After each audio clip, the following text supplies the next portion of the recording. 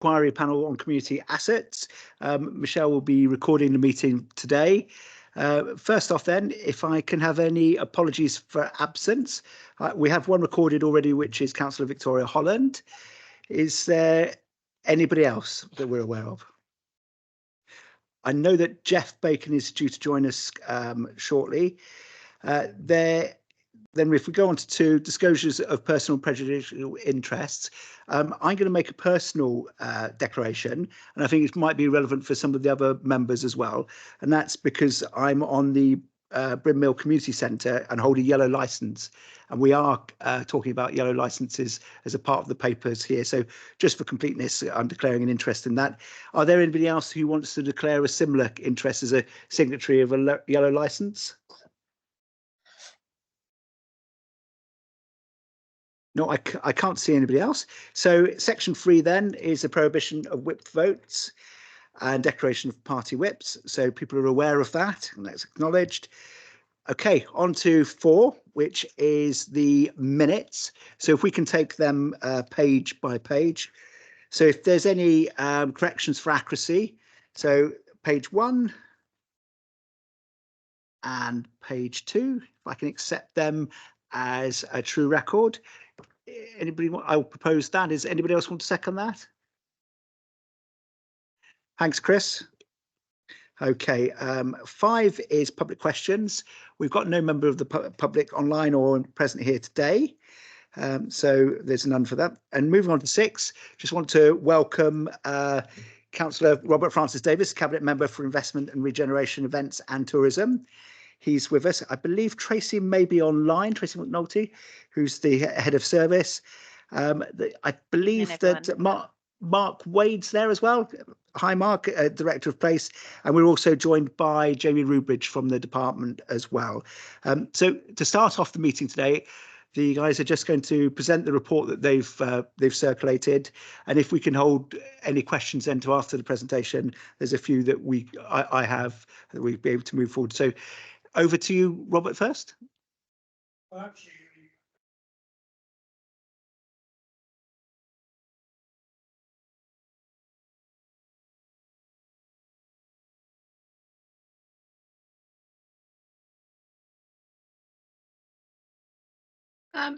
We can't hear anything. Oh yeah, sorry about that. I forgot to press the button. Yeah. All right, Robert, you can turn it off if you want. I wish I could. No, the report is in the name of David Hopkins, the Cabinet Member, Corporate Services and Performance. Obviously, I've read all the report myself. It's a very full report by the officers are presented here, but happy to take any questions that come forward, really. In terms of 6, we're looking at cultural services specifically this time. Is it something that maybe Tracy or Jamie's taking forward? Yeah, I'm happy to take you through the report. I won't pour over it and read it line for line, but as the report's been circulated, I'm happy to go through the relevant sections to give a brief overview before answering any questions. Is that okay, Jeff? Okay. That would be great.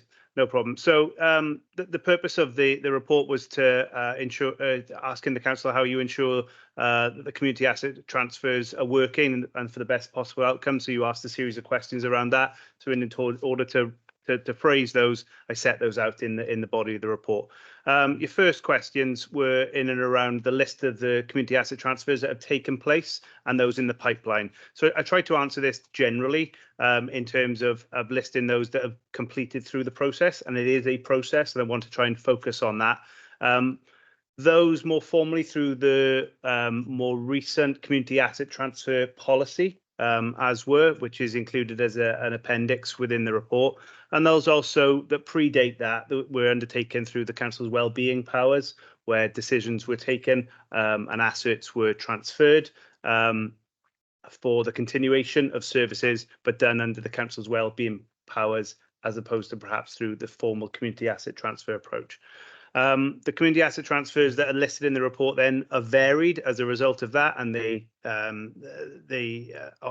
include built facilities, centres, leisure centres in the tennis centre and the indoor bowling centre.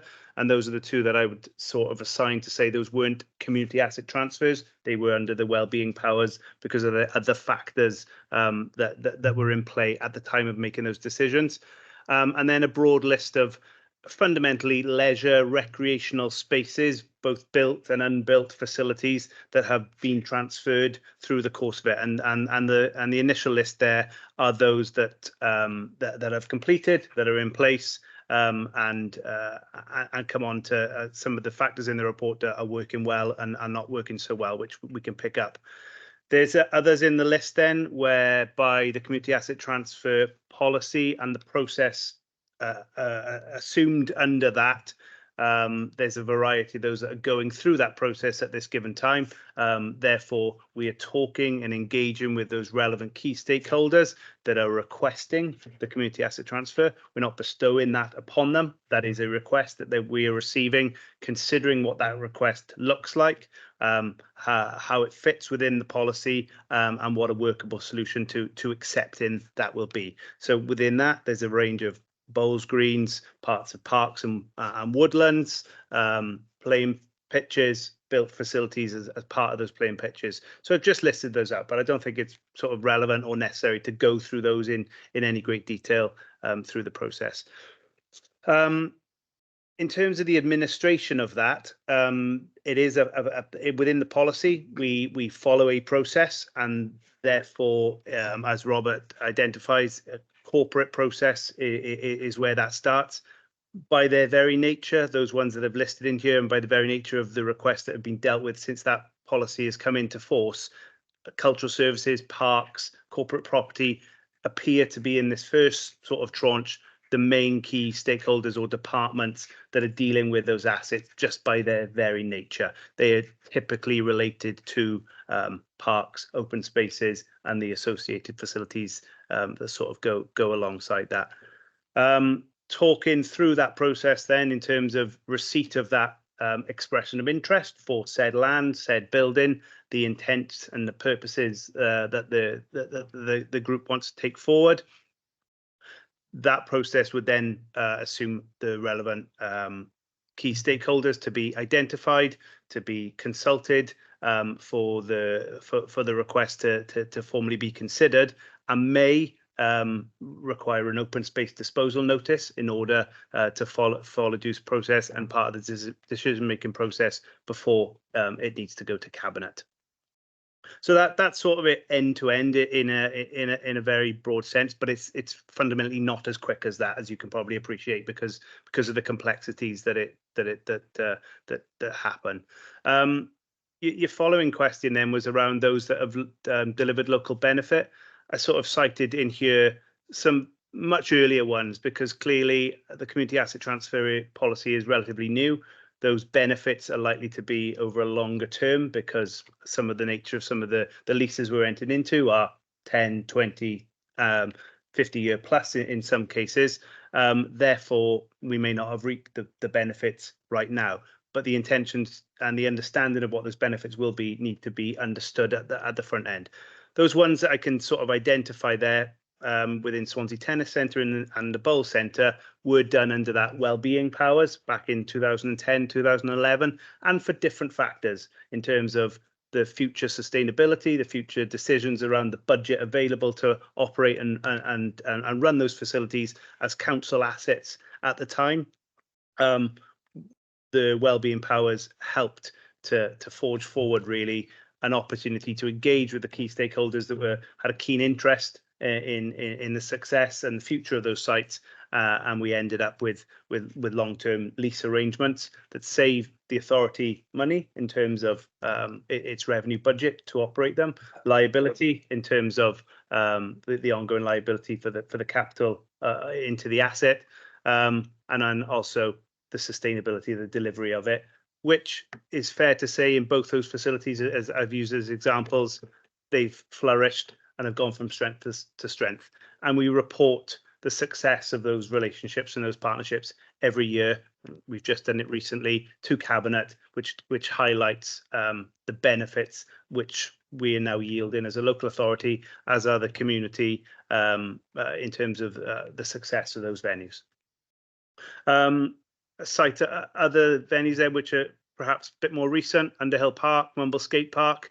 Multi-million-pound investment has come in as a result of enabling those transfers into those two prominent sites, and thousands of visitors effectively enjoy those spaces every year as a result of the investment that's gone into them and what's been enabled under the transfer. And then just started to cite Coed Gwilym as another potential success.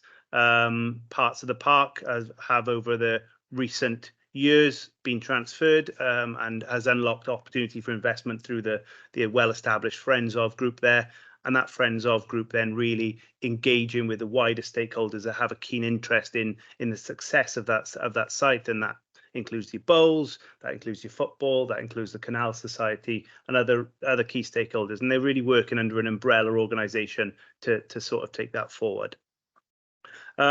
Your next question then was about what have been the most challenging. I felt it was a little bit unfair to start to cite specific examples of what have been challenging.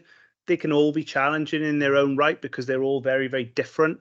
And I guess highlighting those is a little bit unfair in the document like this. But I started to highlight some of the key points and the themes of why some of these are challenging. First one is the pressure. We're dealing as an authority with requests to transfer assets. There's usually benefits for the organisation behind that, and some of those benefits are opportunities to unlock capital investment, support from external bodies, and that's something that they're enabled to do under release. But that does put pressure almost to try and get it done as quickly as possible, because that group or organisation want to apply for a grant which maybe expires the month later. As I said at the start, it is a process. It's got to be done right. It's got to be done in the right order, and that inevitably takes time. So that deadline date of we need a lease by then in order to apply for a grant by then puts added pressure into the system, and it's unhelpful. So I think that's one of the main challenges we'll continue inevitably to face. Open space considerations are complicated. There's no way around that. They are complicated, so they need to be done right, and that process needs to be followed. Otherwise, it can provoke objection. Where one or more clubs or organisations want to express an interest into the same parcel of land, and necessarily they're not able or willing to work together, that can cause some conflict. So we've got to manage that as an authority to make sure we're making the right decisions around any future tenure and any future relationship that we'll end up having with that organisation. So where possible, we try and get groups, clubs, whoever they may be, to collaborate, to be together and stronger, because they are the community fundamentally. So that's another challenge that we've come across. I guess the last one then is the time it takes to resolve the process end to end. I think in terms of accepting an expression of interest, taking it through the various stages like the open space disposal, taking it to Cabinet, etc., is a process. It's defined, but then there is a legal process that then really ensues afterwards that needs to be done correctly. It needs to be signed by all parties, and that can take time. And I think then, coming back to my first point about grant funder won't release any grant or won't accept a grant application if a lease isn't in place, that pressure is further heightened at that tail end when a lease needs to be completed. Yeah, you then asked about sort of savings to the local authority. Fundamentally, the community asset transfer and the well-beings of the authority, and I dropped in there snippets of part of the policy which talk about that very fact that there's got to be a mutual benefit to all parties, none so much that it's got to save the authority money in one way, shape, or form in order to work for us and the other party. So there's a specific point in that policy that says more often than not there should be an initial element of financial benefit to the authority, and I think through the ones that we've dealt with and the ones listed in the report, fundamentally they will be down to longer term maintenance costs, which could be saved by the authority, grass cutting, maintenance, etc. Could be the maintenance of buildings.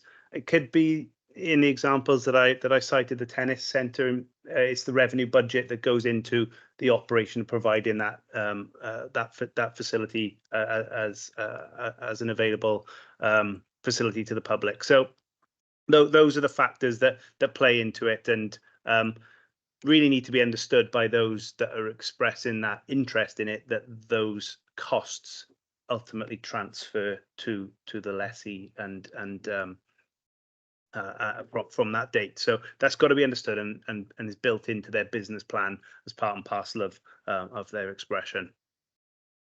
So that covers it on that element. Do you want me to dive into the community asset transfers bit now, Chair? Yeah, the community centres. Conscious that it's a slightly different element of it. You asked for information in regards to community centres and a copy of the annual licence, which is shared, and broadly 40 of those across the authority, long-standing, and have been a long-standing arrangement for a number of years, and is held in good regard, really, in terms of their approach and the way that is managed.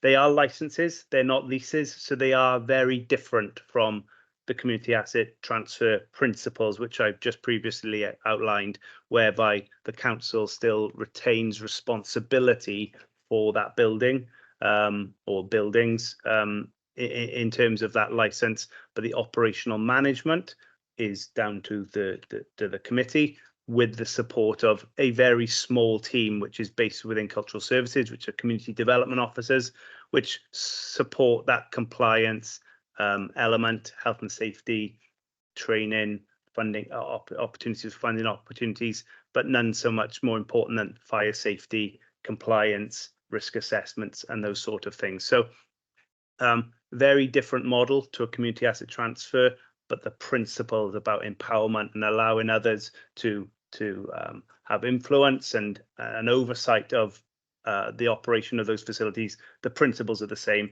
but I would say it's one step back from handing over an asset and enabling an organisation to run with that for a period of time. It needs a little bit more careful, closer management. In terms of what has worked well in terms of the community centres, and that's the way I intended to answer this question because it followed on. I guess what has worked well is that we've retained the community development officers in place to make sure that ongoing liaison is there with the 40 community building committees, etc., making sure that we highlight operational building risks, etc., so that we don't have any interventions needed, closures, and that work is done and checks are done at the appropriate time. So that I said what has worked well, but I said I think there's always ongoing challenges because the number of these buildings are aging. They're used by multiple users throughout the week, so that inevitably will bring their operational challenges as would operating any building which is available to the community and the wider public. Question 6 then was about consultation that we've undertaken around the CAT, and the response to that is I'm not aware, and possibly colleagues such as Jeff Bacon could further this, but no formal consultation at this stage in terms of how CAT as a strategy is working. I think there's probably this in its own right is the consultation to try and gather evidence in and around that. However, what I would say is the policy, the framework, and the CAT policy in itself went through the formal decision making of the council, so the relevant checks and balances, consultation, opportunity for a wide variety of stakeholders to engage in that process before signing off that cap policy was undertaken. I guess we remain available to support these new cats and make sure that that they move to a smooth transition. But I would suggest that we're still learning with that to an extent, because the greater that demand, you know, you can see that list is starting to populate quite nicely. We need to think about, once these come through the process and the assets are transferred, what that relationship needs to be with the variety of organisations there to make sure that what was set out at the beginning is acted upon as intended. Okay, and of course you asked then what could help improve that process further. I think resource is in and around that, because inevitably the queries, the retained corporate knowledge is absolutely key to make sure that we understand that landscape out there. We understand the organisations that that have arrangements and leases for a number of our sites, and we're there to support that, to make sure that, as I said, what they intended to do from day one is happening on day 100 and day 1000. So in addition, I think what can also improve the process is around that legal process.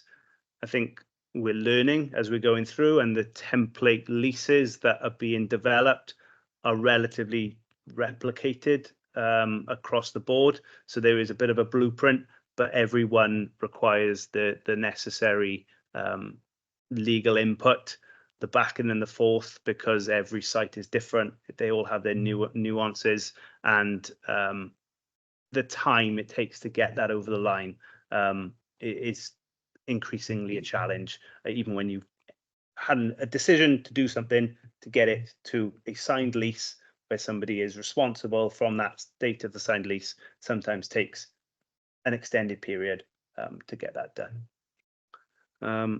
So that covers my report. The rest is sort of the equalities piece, and then there's a series of appendix embedded in the report, which have been shared previously. Some of them about the cabinet report, which is the most recent, which was done in November, the policy itself, and then, as I said, the template community buildings license, which has been embedded in the document as well.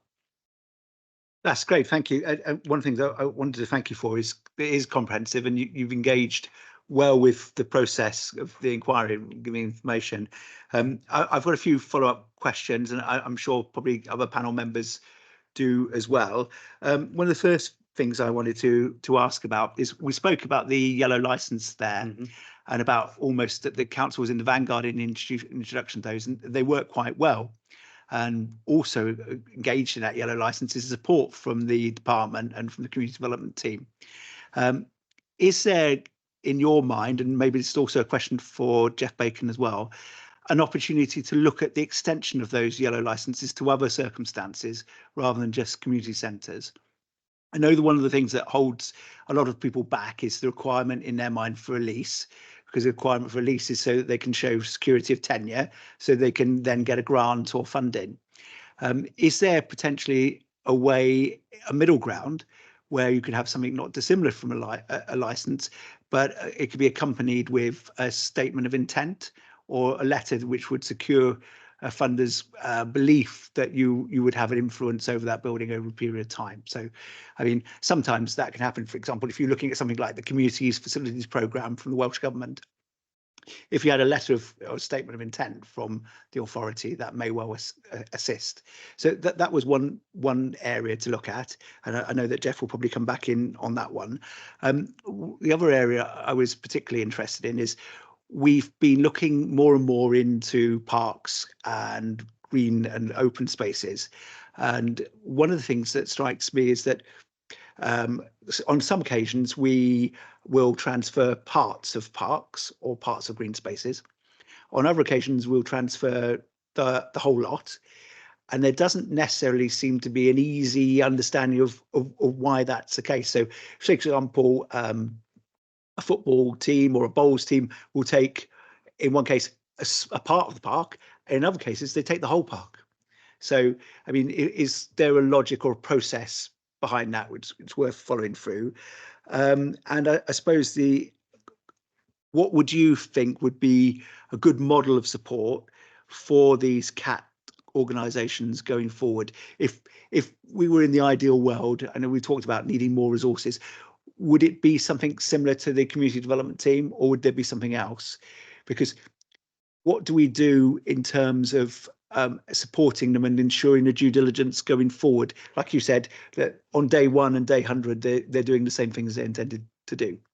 So there's a few questions there, I know, sorry. Do you want Jeff to come in on the very first point, because he's got his hand up? I think that would be useful, because it's probably a technical question for Jeff. Yeah. Yeah, Mr. Matt, I forgot what the very first point was, but you mentioned a few things there, Chair, that I may sort of touch on as we go through. Jamie mentioned about public consultation on the policy as it exists. I think I may have said that when I came to this panel last time. No, there wasn't anything specific, but it went through the standard constitutional process. I think the question was asked about yellow licenses, whether there's alternatives, whether a statement of intent would do. More often than not, when there is a request for a long leasehold interest which meets grant conditions, and we're asked for a letter of intent, we will always give that. But what I won't actually be doing is giving an organisation possession of an asset. I have been involved in a very recent situation where we've done exactly that. We've enabled a group to take possession early, before we go through the process, and in a way that was quite a good example and a good way of testing it out. But in that situation, that was an empty building. It wasn't fully a CAT process when you're actually transferring the delivery of a service and an asset. The building had actually closed. It had ceased to be a community building, and an organisation came forward. So we facilitated it to let them give it a go. The reality is, within a relatively short space of time, they're asking us to do some works that actually weren't going to be our responsibility anymore. So instantly you found out the issue that you sometimes have. At least is the expectation of someone takes it on and they run a building, they're taking all those responsibilities. If it reverts back to the council at any point in time, there's a problem, because that money would have gone, that budget would have gone, officers who would be supporting those elements of provision of support would have gone. So that's where we have some potentially sticky situations. I think I advocated when I came before, the yellow licenses for me work perfectly. They are a straightforward way of transferring and giving autonomy to groups, but it comes with a lot of soft support, and that's the benefit. If you don't have that soft support, which is resource intensive, and I know that resources as they are going to reduce. If you don't have that soft support, that's what those groups need. They need to understand how they deal with not just the compliance issues, the hard issues, if you like, but the wider issues about how you actually run a building and how you run a service. And that's what Tracy's team is very good at in terms of giving that soft support. But they've been hit over the years with ongoing budget cuts, and that's the reason why it's a service like all of us is probably struggling a tad, and to take on more would be a problem. But in simple terms, yellow licenses, I think they're a good way forward. Secondly, statements of intent, we could certainly give those, but they're normally before somebody takes possession. And just about a final point that Jamie was talking about, the length of time it would take to complete legal documentation. Just to reaffirm what I said previously, the policy says simply this: we will give you a draft agreement. The longer you take to come back and argue the toss over certain elements of those clauses, the longer the whole thing takes, and that's why they take a long time. Because all of a sudden it's like, I don't really want to look after that boundary fence or those hedges or those trees or whatever, and that's where we end up having a long legal debate. Then it gets in the lawyer's hands and it can take a time. So I went off on one then. Hopefully that helps, Chair. No, that's very helpful. I think you might want to come back on some other points in a minute, but I know that Tracy has got her hand up, and I'll just bring her in at this point. Thank you, Chair. Thank you, Jamie. Great report. I think really helpful for everyone that's been here a time to be refreshed on the detail in that as well. Just to say, my connection is particularly bad today. So if I turn my camera off, it's just because of that reason. I wanted to just take a step back and just for the basis of corporate memory, there was talk about governance and this sort of genus of how we come to be where we are. So I just want to remind us all that, you know, there was a strategy for the authority which was agreed corporately by council called Sustainable Swansea, of which there was a work stream of community action. And community action really was an endeavour to withstand austerity by working more collaboratively with the community and enabling community groups to take ownership of services that were at risk, assets that were at risk of decline. So our service, cultural services, took the lead on that, and the licenses for community centres emerged from that strategy and that way of working. And there were a few tests that we had in terms of thinking about how those licenses may apply to other assets, to come back to the point, Chair. At the time, we put in place a process by which, you know, we had some of the softer litmus tests.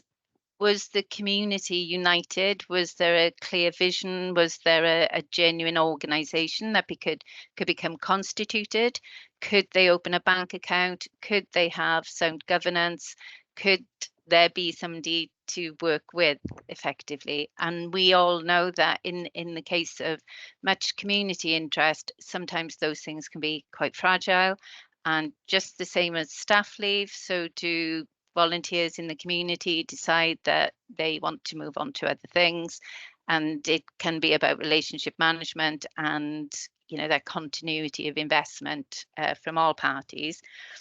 And alongside that litmus test was the question, you know, was the asset at risk of cuts and austerity?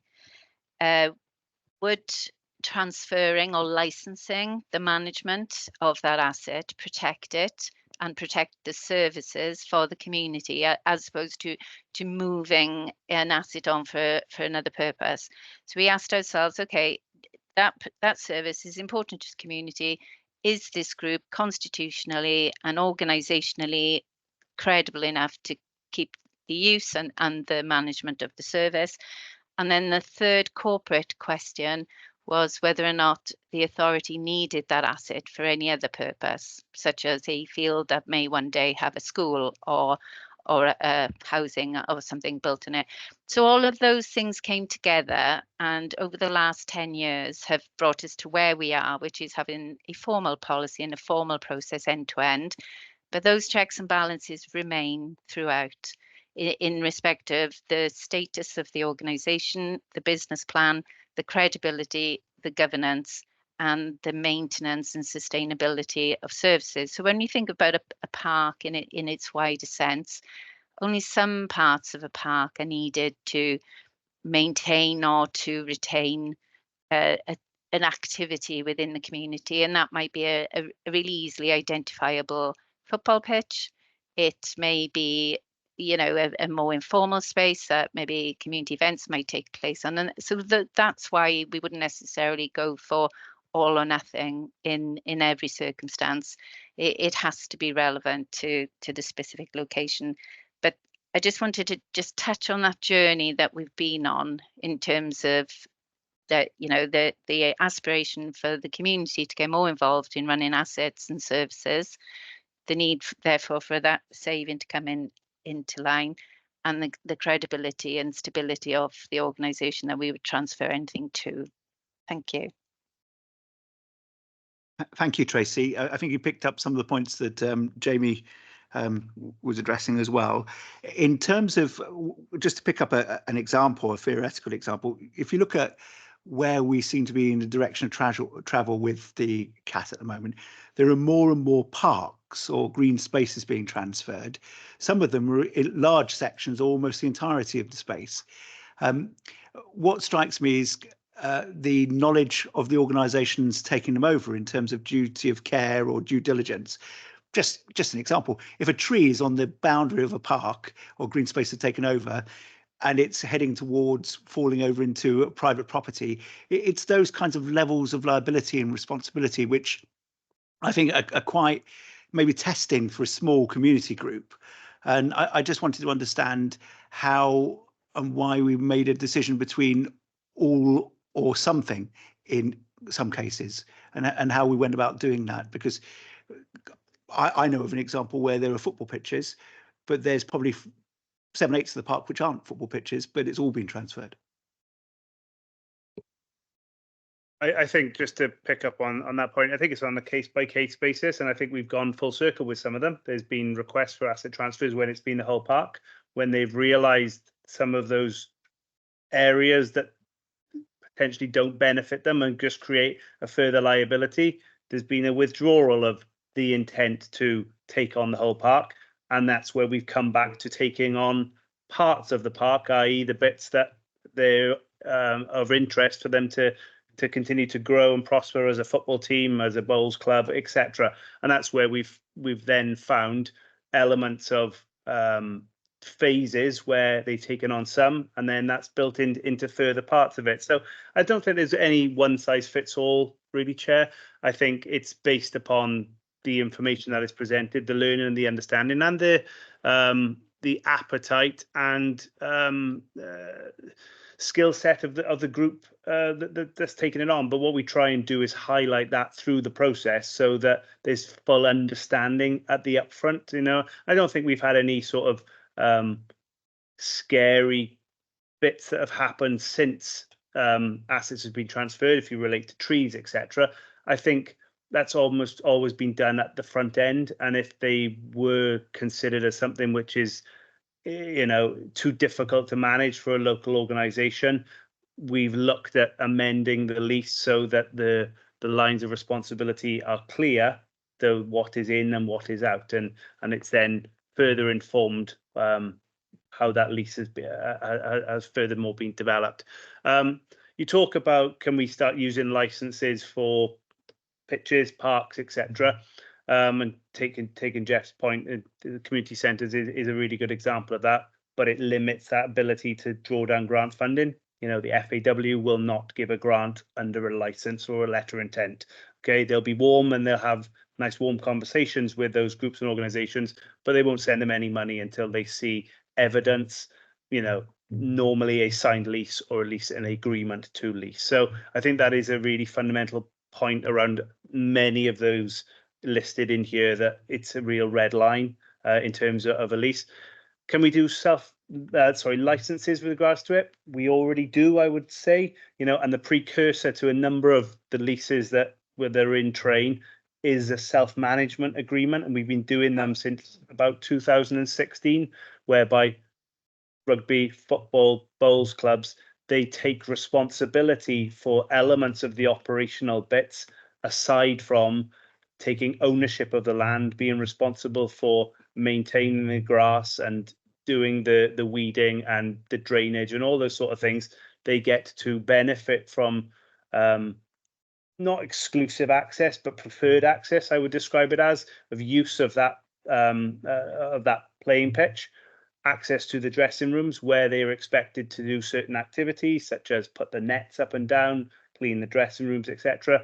But that's limited to, they're not expected to fix the boiler or the roof or pay the electricity. So what we found is those clubs that are able and willing to take that step in terms of a self-management responsibility, you know, find themselves those first in line to say, we've been doing this for a number of years now.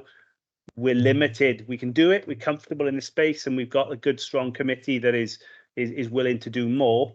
The next step for us is naturally a lease, because that opens up further opportunities to invest, to establish some grant funding pots, and is part of that journey. So the self-management license, I would describe fundamentally as the version of the yellow license, but associated with parks and open spaces.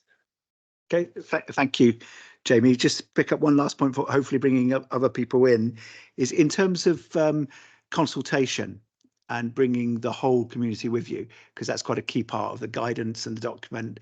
I know it's the trickiest part potentially of everything. So what can we do to ensure we bring more of the whole community with us? And what should we see as bare minimums in terms of consultation with local members, for instance? I said, I think Robert just mentioned it. It's impossible to bring everybody along because it's, you're never going to get to everybody. I think the important bit, and I think this is what we have now started doing with those groups and organisations that are coming forward, particularly where there's proposed changes to the intents and use of that land in the future. We put it upon them in the first instance to say, you need to engage with your local members, with your wider local community to ensure that everybody is comfortable with it and can support the principle so they understand it. And I think that's where we go in the first instance, because they're in the community, they know the stakeholders, they should have a strong working relationship with the local ward members. So we put it upon them to do it. I guess the process then ensuing, once we understand if we take a park or an open space, once we understand what their intentions are and the requirement to lease, if we are comfortable with that and we're comfortable in the fact that we believe and feel from what we're told, and we can only go in what we're told and what we can evidence off the back of that, a formal open space disposal notice is consultation, and that is to everybody. So that is an opportunity to open up as wide as possible to seek not only objections but seek support for it, to consult in the wider sense on in plain enough language so everybody understands what the intentions are under the asset transfer process that we're proposing. So I'd like to think that with all of those two much closer conversations in the community, along with a more formal process where we invite for consultation, that balances that up. As I said, we're never going to get to everybody. I'm not sure if Robert needs to say anything about that, but we try and capture everything. Yeah, it's always difficult. You've had the Welsh FA, for instance, have said there's money available to football clubs. So every football club, every committee member and their dog are applying to, let's have an asset transfer here. They're going to give us £500,000 or something. Well, it's not. I think it's 4 million for all of Wales. So they want to see a lease. So we go into co-production, consulting with the community. You'll get certain dog owners will say, I've always walked my dog over that field. I'm not going to stop me taking my dog over it. The Welsh FA will turn around and say, well, there are standards that you're going to have, whatever tier of football you're in, whether first, second, third, fourth tier. We've got to have a fence around it, or you've got to have dugouts that the players, certain standards to try and raise the quality of the playing surface. People object then perhaps to a fence around it because it's, I've always walked that park. I've always walked my dog there. Then on the other hand, there's the football clubs who are saying we spend a lot of money on the grant of improving the surface. It's really good. And we don't want somebody coming in on their motorbike, doing wheelies all around and cutting up the pitch. Again, reasonable. So it's all down to reasonableness, I think. But you will never please everybody. The person who wants to ride their bike there, why shouldn't I go in the park and do wheelies around there if I want to? The football pitch, why can't we keep and have a good playing surface? Reasonable. And the dog owner, why can't they take the dog in? So I remember years ago, we put toilets for dogs in Singleton Park. And we put signs up as well. And the dog fraternity ripped all the signs down and messed it up. They didn't want them. And and there's lots of reasonable dog owners, and there's others who are unreasonable. So I think the community asset transfer is good. You've got to take the community along with you, but sometimes you will never get 100% because some people are more reasonable than others. And generally, the expectations, the football club or rugby club or whatever sports club want it. We've had people come to us and say, oh, look, we got to apply for that. We want a lease. Can you give it to us now? We've filled the form in. Can we pick it up next week? And we say, no, there's a process we got to go through. And they've gone away and taken the form back. And we say, well, look, have we got a constitution? Have we got a committee? Have we got a bank account? how long we've been going, how many teams do you represent? Do you have, in your constitution, do you have male teams, female teams? Do you have a youth academy coming through? And as last we hear from, they don't come back. But I think it's reasonable to have all those questions, getting them all answered. So when the community asks, we got the answers. So some will work better than others. Some people come in full fuss. Friends of parks groups, they may work in partnership for a long time. There again, sometimes it's one or two people who are very sort of forceful in pushing it along, then ill health or they move, can't get the time to do it, and it just withers and dies, so there's got to be safeguards that community asset comes back so that the community can have access to it and it's improved upon. I don't believe in just asset transfer to save money, because it is a community asset. So if there's a way of getting good community use, and at the same time we can save money, that's good. But I don't think it's about saving money. And that's the trouble, is sometimes people have looked at it when times of austerity budgets, well, how can we offload this to save us money? I think that is the wrong way to go into it. What we got to do is make sure that whatever we are transferring, that community asset transfer, it is looked after, it is maintained, and that they deliver what they say they're going to deliver as well.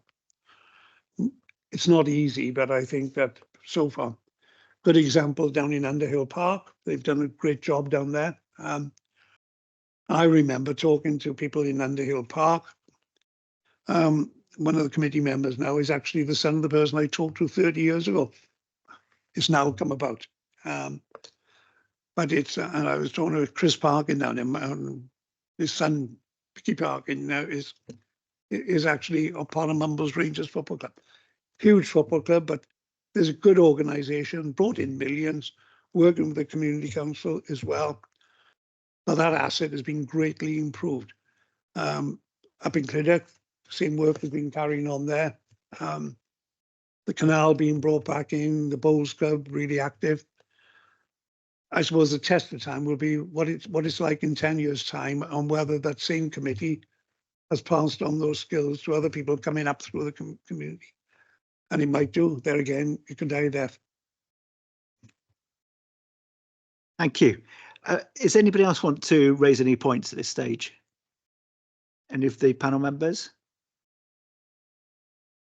No, I've got probably one more question then that I could ask. What stops us from a virtual land grab, in terms of an organisation or group who comes to get a piece of green land which they feel will be useful for them, for be it any sport or any other purpose, but they don't really have a root in the community? I think that's where it's important that we write into the lease what it's used for. It is a community asset. Therefore, it remains a community asset. For instance, if somebody says, I want that park, I want to develop my football club or rugby club or whatever, and for 10 years it's run that way, and then all of a sudden they say, oh, we can't afford to run this. We've done our best. But, housing is important to communities, and a builder's come along and they've offered us £500,000 now for put housing in there. You need housing. We want to put it there. Well, we would say no. That would be written into the lease, so they couldn't do that. It's got to be for the purpose in which they originally transferred that asset, whether it's to be public open space, a park, and they maintain the park, playing fields for the use of football or rugby or cricket, whatever.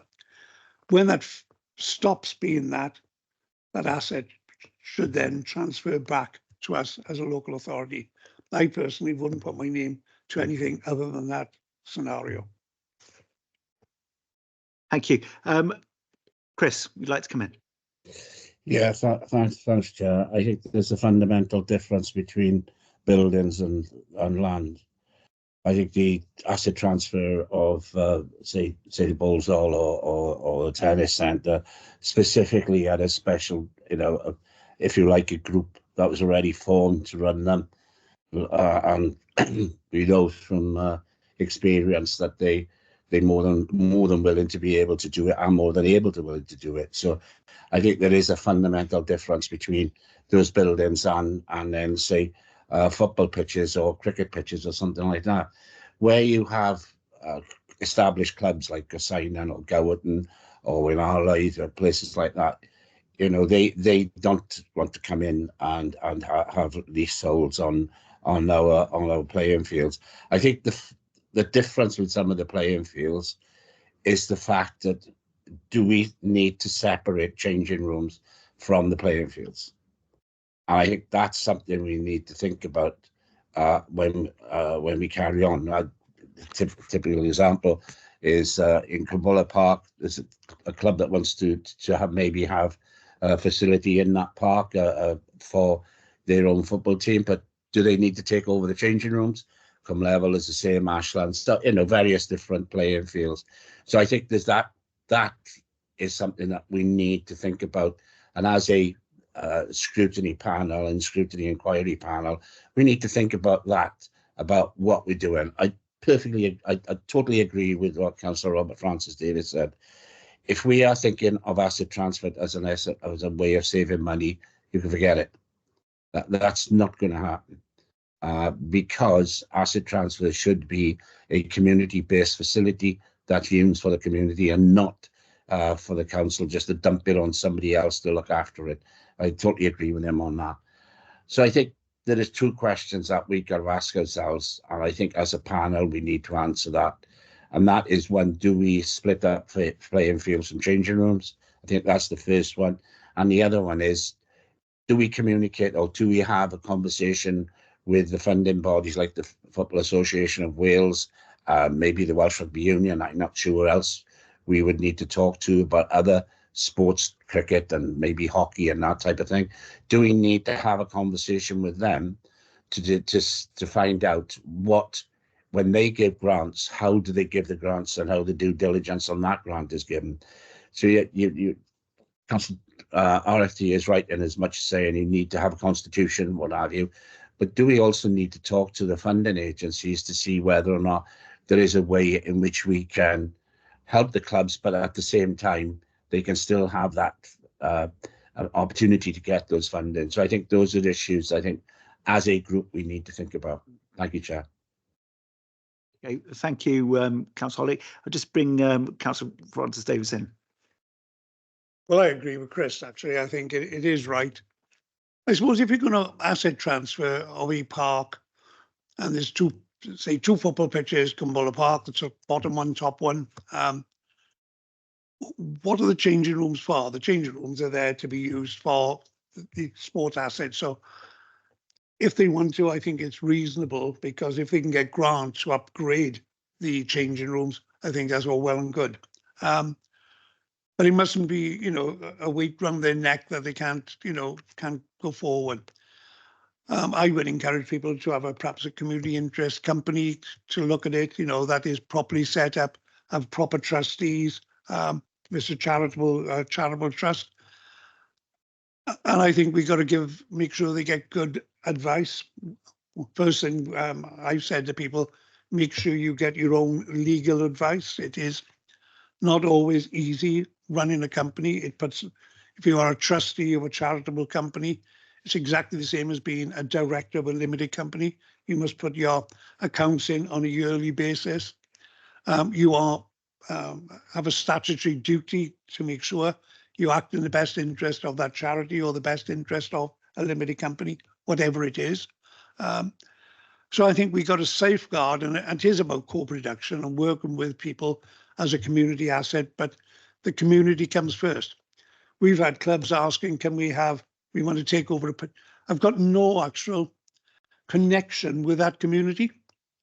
They say, oh, there's a pitch there, nobody uses that, no local club. Well, I think it should be something, you know, you've got to be part of that community. I think, rather than somebody sort of grabbing the pitch because the local club that used to be there doesn't exist. We got two clubs that want to work together now on one particular pitch they want to work together. But there's got to be a constitution that will work so both clubs are protected. Can they work together? Still have their own identity? There's a lot of questions. We just don't rush into this. It does take time. And if it's around the money coming from the Welsh FA, it's not a matter of rushing just because that money's available. What we're setting up has got to have the longevity so that we don't make mistakes for the future, because it's safeguarding that community asset. That's important, and having access to everybody in that community, rather than somebody coming in, taking that. And it would be a nonsense if Mumbles Football Club decided to have a football pitch in Morriston, or Morriston to have it in Mumbles. Down in Mumbles, the Mumbles Football Club should be using the pitch down there, and in Morriston, it should be a Morriston club. But there are certain areas which are hubs for clubs from lots of different wards, different areas. So you've got to safeguard accessibility for various communities into that hub as well.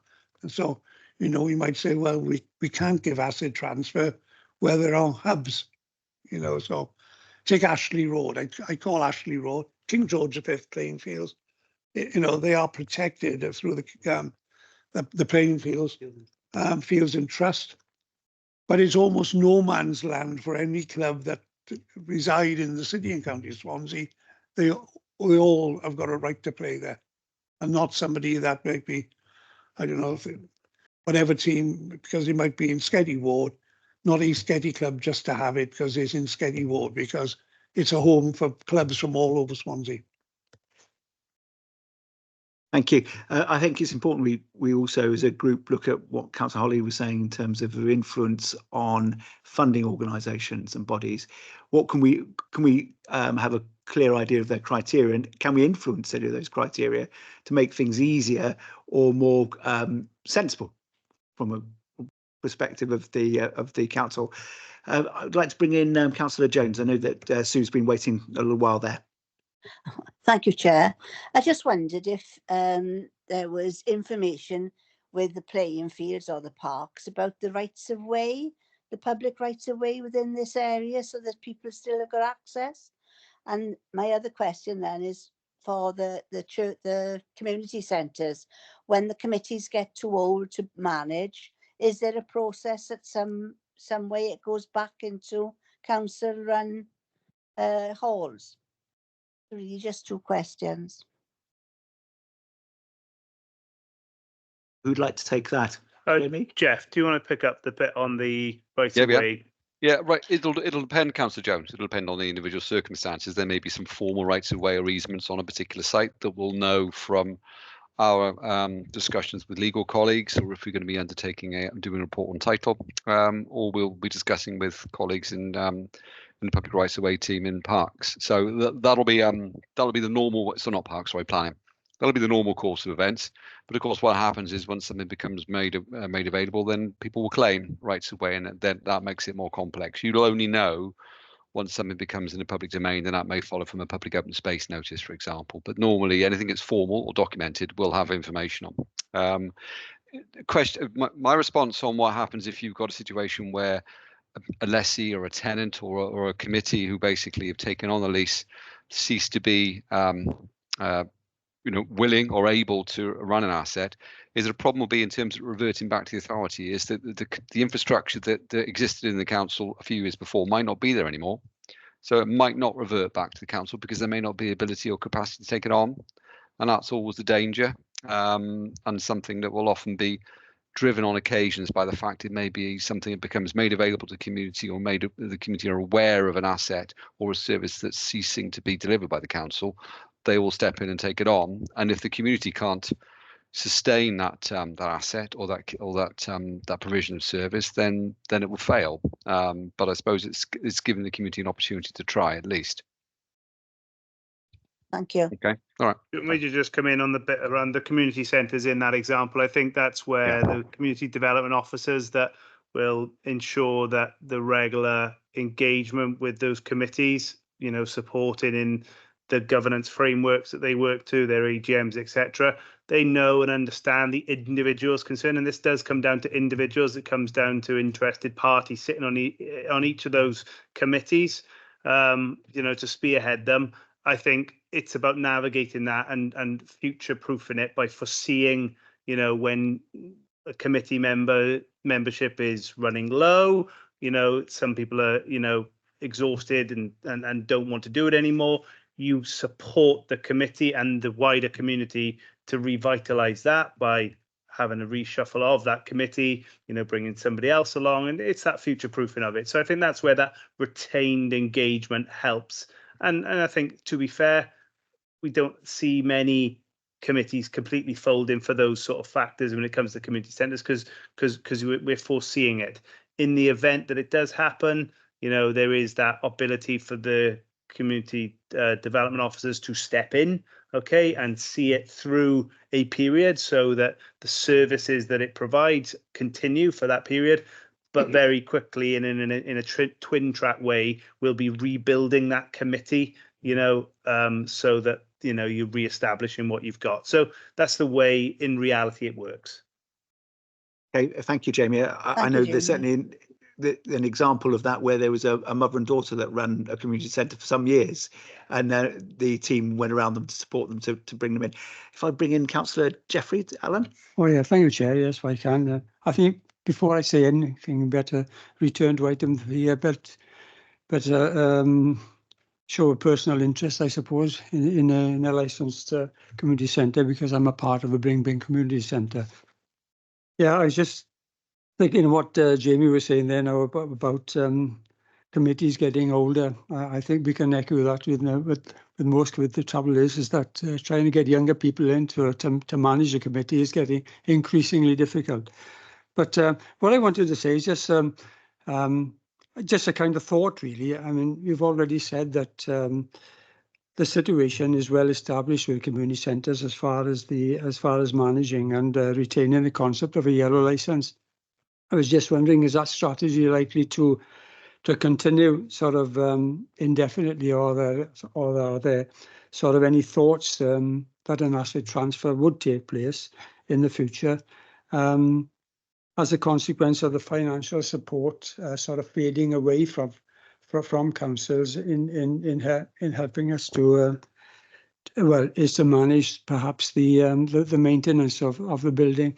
Or I can give us another simple example. Is that, I mean, at one time the council did address the water rates for us, but now that's something that the community centre has to fund itself, and that's £1,000, So it's I was just wondering what your thoughts would be on that. Jeff, did you want to come in with that? I don't want to come in on that particular point because outside of my remit, and I'll probably leave Tracy or Jamie to come in on that. I was going to just sort of echo what Jamie said about the fact that the existing support that the team delivers to those who are primarily on the other licenses is why it's just such a good system, because they can future-proof wherever they can, enable those committees to look at how they can try and bring fresh young blood in. And I know that's difficult, but you won't have that necessarily if you're looking at a community asset transfer, because that is a new process. It isn't going to be supported to the same extent as the yellow licenses and the community centres are, and that's why I think that's one of the key areas where more resource would be needed to ensure the benefit and sustainability of those carts. But that's a new additional resource, and I think that's going to be very difficult to try and achieve. And that's, again, fundamentally where I think there is a problem. Okay. Yeah, brilliant. Thank you. Okay, I just think just on the community buildings, but I think, as Jeff has just said, that the system works. I can't foresee what the future holds, but future challenges. You've talked about water rates, water bills, electric, and all those sort of things where things are never the same. Inevitably things will be reviewed and changed. Financial backdrop potentially being the factor of that. But I think it's great to have this inquiry to the understanding of the way that it works now works, and it means that 40 buildings are available and accessible to the community. So any such consideration of what it means to move away from that and move to something else has got to be taken based upon the facts and fundamentals of what does that mean? What will happen if we do this? And I think in terms of the council's due diligence in its own decision making, you know, we would have to fully understand that, because I think in the reality, transferring those assets in the full extent to those wider communities, you know, would have some different outcomes than intended, because the approach that we've done with the community asset transfers is almost been a request coming in. I think that would be a very different prospect if we were suggesting, as have other authorities suggested, that, you know, if we don't do something and you don't take on this asset, we can't run it anymore. I don't think we're in that space, but I said I'm not here to be able to foresee that. But we just need to do, if that ever happens, we need to be making the right decisions based upon the facts in front of us. At one point that Alan brought up was about, you know, and yourself talking about other different groups of sporting groups. You've seen tennis courts come into certain parks at the moment. That's us talking to the Lawn Tennis Association, and they are eager to work with friends of groups because they want to be seen to be part of that community, and that any money raised goes back into that community. There is a cost to people playing tennis on there, but are looking at that community to actually administer it themselves. If they can't, the LTA, Lawn Tennis Association, will do it themselves. But it is bringing money into that community for the needs of that community, and it's working well. But I suppose we need to look at it in perhaps 5 years' time or 10 years' time to see how it's genuinely worked. Personally, I think it's a really good way of getting new tennis courts put in, but only time will tell. Tracy, you've been waiting for some time. Thank you. Jamie covered most of what I was going to say. But I think it's also worth remembering that even though we have a policy that enables a very clear process for asset transfer, however frustrated some people get with that process, we're not obliged to transfer. So because somebody requests to take on a piece of land for a purpose, we have as strong a framework to say no as we do to facilitate it. And, you know, as I said a bit earlier, that's predicated on their business case, their intention, their organizational structure. Their constitution would set out their memenats, their purposes and intents, and that's what's monitored. So I feel that the risk of the land grab isn't perhaps you know, particularly strong one, but that's why we have processes to make sure it doesn't become strong. The thing about community centres, I was going to say, is that it's a different scenario because of the multiplicity of use and the acknowledgement that, like a library, it is quite often one of the few neutral spaces in any given community. Some of them are in, you know, some of our most deprived, some of our most densely populated spaces, and they are a place to go to for social activity, you know, where you might meet like-minded people. Sometimes it's the only place that one may associate with people in their wider community, you know, regardless of age.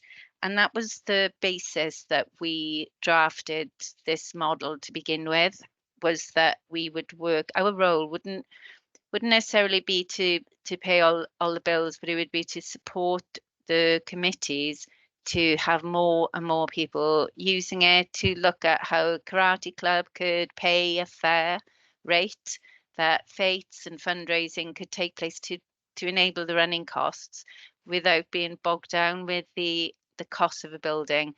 You know, within cultural services, we run many buildings, and I would say probably takes about 85% of staff time in many cases just running a building, let alone all the activities that go in there. So I think the model does work, as has already been said. So I won't repeat it, but you know, there is no expectation on our part to begin to think about, you know, any other model in that respect, and I hope that offers some assurance. We recognise these are community assets as opposed to disposable assets for the local authority. Thank you. Okay, thank you, Tracy. Is there any other members who'd like to come in and make any comments or ask any questions? No, not a question, Chair. Just to say that as things are at the moment, I can fully sort of endorse the good work done by development officers, because they've always been very supportive if ever I made a request, and there's never a delay. It's very much as I ask in real time. You know, they've been very supportive. Yeah. Thanks, Alan. I'll pass that back directly to the team. Okay, Yeah, I'd like to say thank you to Alan as well.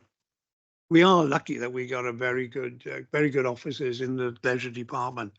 But we have seen over years cut back. To me, it's some of the most important thing we do is getting our community together, working in our parks, working in our leisure centres, working in our community centres.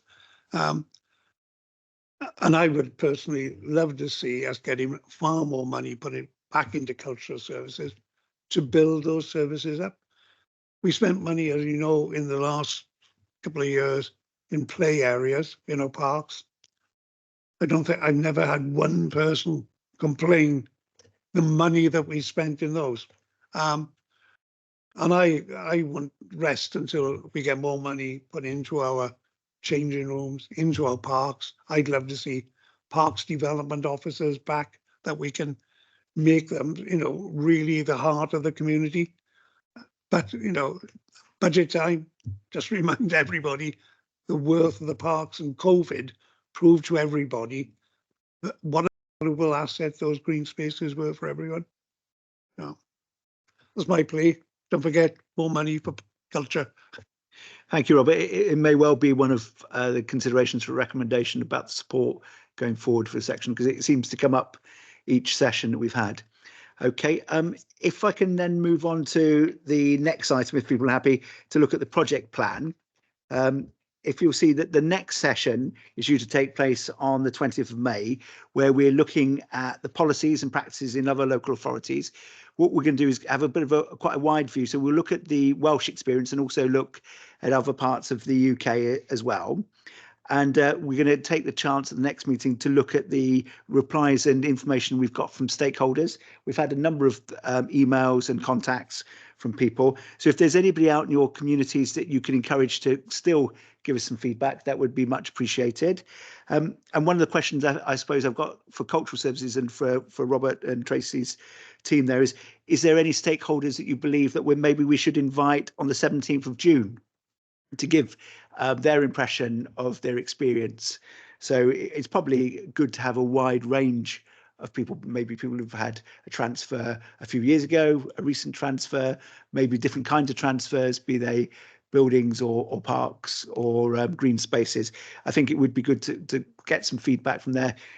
Obviously, there may well be stakeholders who will come forward themselves, and it's likely, who want to be involved in the process, and we will bring them in June. But yeah, so if anybody has any ideas of any other local authorities where they think community asset transfer is working well, or please tell Michelle or myself, and we'll be bringing a paper to the next one where we've looked at a bit of desktop research on what happens elsewhere and what could be good practice. No specific recommendations of which groups sort of you invite in, but clearly if you want any contact details of any of the lists that I provided, I'm happy to provide those, subject to GDPR compliance and all of that. So I guess the other bit around the understanding of the landscape, not sure the extent of your inquiries to find out what's happening elsewhere, whether that be locally or nationally. APSI, you often see questions posed through APSI membership that the authority has, where councils will be asking a series of questions around these sort of themes, and we're a member of it and we'll get to see the responses. So that may be an avenue you wish to explore through it. Thank you. That's useful, Jamie. Is there any other Tracy? Yeah, I was just going to say, over the years, we've looked across at other places as well in terms of who does things particularly well, especially when we've thought about community centres and libraries and hubs and community trusts and cultural trusts and you know, everything in between. Quite often an organisation such as Freedom Leisure will have come from a local authority, had enormous resources to establish itself as a charity, and then undertakes these sort of, you know, asset transfer into their management.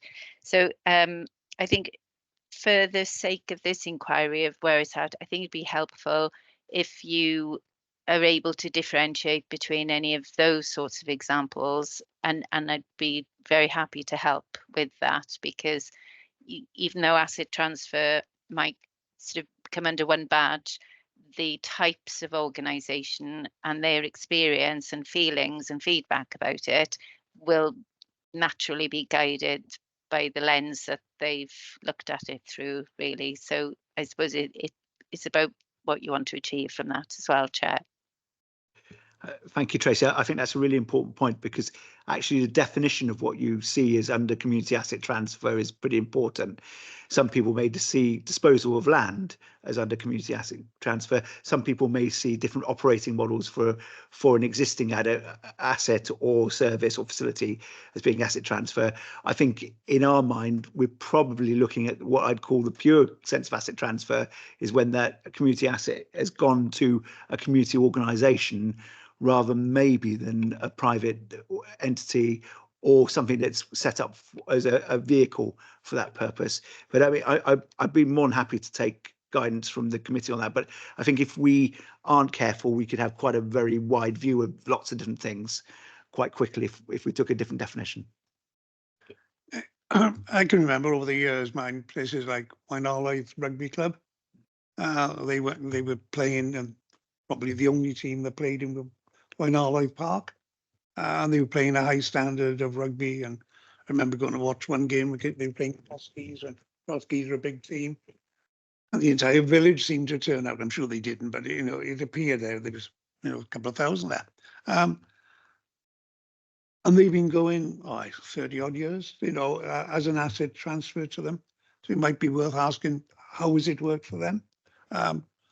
Morrison Rugby Club at Tyrcannol, they have been going a lot of years, and they've got a huge youth section now, and they've gone from strength to strength. They, you know, a team that, you know, affiliated with Welsh Rugby Union. It's probably worth talking to them, but it helped them get a clubhouse and all the facilities and being able to raise money. Coedwillam, I think, is a good example of how they are working together. You only got to talk to David Crook, or even our good friend who's digging canals up all the time, you know, and was doing a great job up there. So you know, there's a lot of people about asset transfer out there who are still working well. It is co-production.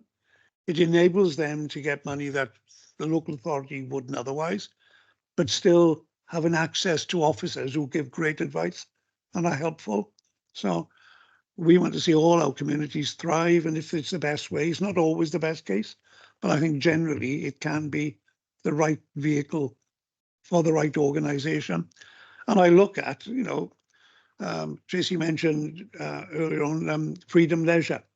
It has saved us a lot of money, but it wasn't that long ago. Fantasia, it was actually moved. It was gone. There was no budget for it. You know, Tracy kept going without the budget. Parkwood, who work for us in a community interest company, have they? Yeah. Have actually this year turned in, and £200,000 has come back to the local authority. So it's gone from closing it down, putting people out of work, to being a really good tourism asset, a real good telling the biodiversity story for people. And I think we got to look at that example of how we as a local authority don't need to run things. There's other people out there who can specialise and deliver a better quality service and save us money at the same time. So Robert, taking what you've just said, you're suggesting that we bring in those kinds of operating bodies as well, people like Freedom Leisure or Parkwood? I think it's worth talking to them to learn from, you know, the good bits. There might be bad bits, you know. But they've been good partners with us. They've all survived COVID, and you know, that's a feat in itself. Swansea's leisure, we haven't had a budget where we're saying we're closing it down, unlike some other authorities in England and Wales. To me, I've always said it, culture and leisure are some of the most important services we provide. It's always the poor relation. It always seems the first to go, and I think it should be the last to go, personally. So I think there's another one on the horizon, which I won't mention it by name here, but obviously is it looking at a new potential community asset transfer operating model similar to your Freedom Leisure or Parkwood. It might be worth having a look at that in camera in the future. Yep, committed to looking at that, and committed as well to, if we feel it's relevant, bringing in our more sort of commercially minded partners of some of our assets. They are very, very different, and there's those at the extent of Freedom Leisure that run 100+ leisure facilities. There's those that run one, and then there's the community. So there's that real range, and I think we've just got that varied knowledge of a very small team within cultural services that navigate that space in terms of trying to support it. The principles are all the same when you break it down, but you know, it's the extent of what happens day to day and underneath it that is what really matters. But yeah, committed to engaging in whatever fashion. Thanks. When I look at, you know, Penlan, the pool in Penlan, but we have cardiac and rehabilitation classes. You know, that what we do for health is enormous. You know, it's not just about sport and leisure. It's about wellness centres, getting people back, getting people active. You know, stroke clubs and the different, like, you know, it's not just social services that deliver these. It's the wellness and the sport, and the great job that Tracy and people like Jamie and the teams are delivering. Perhaps we don't shout enough about it, you know, and I think we have got some great facilities, great staff, and I'm very proud of them all, to be honest. Okay, thank you. Unless there's any other comments, I'll bring the meeting to a close. Thank you, everyone. Thanks all. Thanks, Chair. Thank you.